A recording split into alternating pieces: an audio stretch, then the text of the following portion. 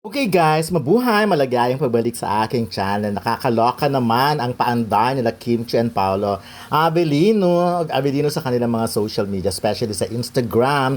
Si Kim Chiu, of course, nag-post siya recently ng kanyang mga ganap sa beach, di ba? Nakita mo naman, pero ang ganda ng ang ganda ng obvious naman na hindi siya ang kumuha kasi syempre, di ba? Siya yung subject eh. Ang tanong, sino ang kumuha? Pero yun, ginawa kong black and white para naman bumagay sa post naman sa IG story naman ni Paolo Abelino. Eto, ang ganap naman ni Paolo dito, yung sabi niya nga, nung di pa uso ang AI. Kailan kaya yan, di ba? So, hindi pa uso ang AI. Pero ayan na nga, nakita mo naman, di ba, si Paolo yan. Of course, dagat, pagkaganda-ganda rin. No? Si Paolo, tas yun na, nakakatuwa yung mga ganyang ganap ni Paolo. Kasi syempre, hindi ko alam kung anong intensyon at kung anong gusto niyang sabihin dyan. Dahil yun, ang galing-galing naman, parehas. Magkasunod talaga ang kanilang mga posts tungkol sa ganap nila sa dagat. I'm not sure, again, kay Paolo kung kailan pa yon, kung gaano nakatagal yon. But of course, pero nakita yung pagkakahawig, di ba? Yung subject, and then, of course, pagtas ng subject, yung scenery talaga. Yan, yung dagat, yung buhangin, yung napakaganda ng paligid. Parehas sila ng mindset. Yung takbo ng utak nila ay halos nagkakahawig. Pero sayang di ko nakuha yung picture, yung last part. Ayan, yung lumubog siya sa buhangin. So, I'm sure ang daming kinikilig at this point dahil syempre sino ba naman yung nagkakahawig kayo ng mga posting. But of course, obvious naman na si Paolo ang gumaya sa post ni Kim Chiu. Syempre dahil si Kim Chiu ay nauna ng mga ilang oras na at si Paolo naman ay talagang parang in passing lang ang kanyang pag-post. Yung parang hindi masyadong halata na may pattern, may pinagkopyahan or may pinaggayahan. Pero syempre, pwede rin namang isipin na talagang pumaparehas na rin talaga sila, 'di ba?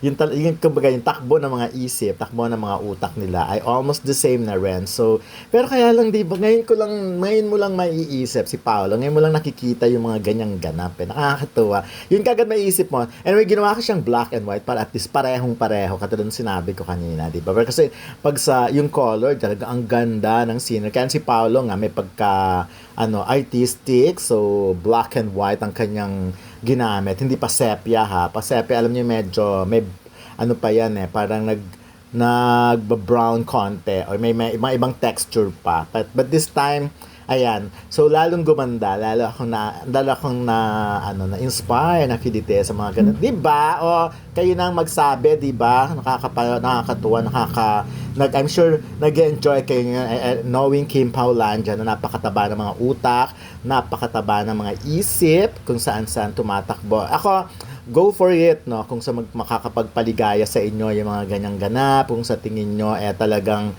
eto yung, kasi nakakatanggal naman talaga ng pagod, lalo yung mga nasa abroad, o yung kahit nandito sa Pilipinas, lalo yung mga senior citizen, yung mga bigyan nyo lang sila ng mga konting eksena sa buhay ng Kim Pao, tuwan-tuwa na sila.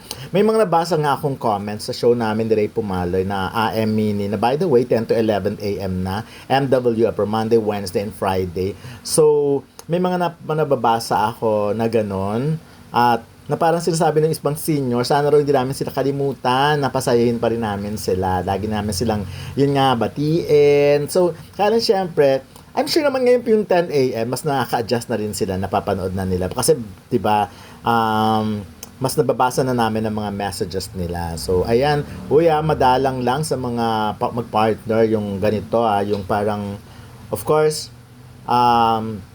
yung maisip mo, I mean, pagpares ng mindset ang dalawang tao, alam mo na kung anong kaganapan meron, di ba? Imagine mo, from Paris, magkasama na sila doon. At talagang wala nang deny-deny, no? Talagang ayun na, si Paolo ay nag-shooting ng project niya with Nadine Lustre na sinabayan naman ng pag-aaral ni Kim Chiu, di ba, sa Paris, di ba? Nang for 3 weeks, ganung katagal. Kaya winner na winner.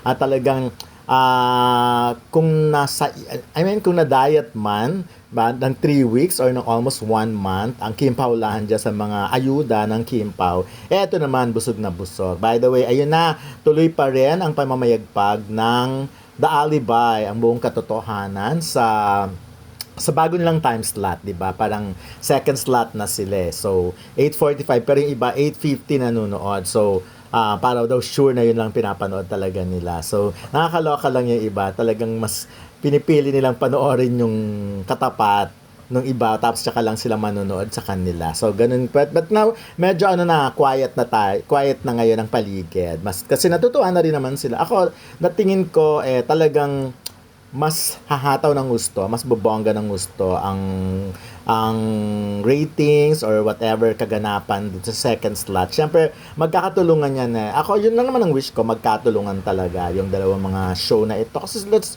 support then the industry, the TV industry. Not only, alam naman natin hirap na tayo sa movie industry. Dito na lang tayo bumabawi sa TV industry.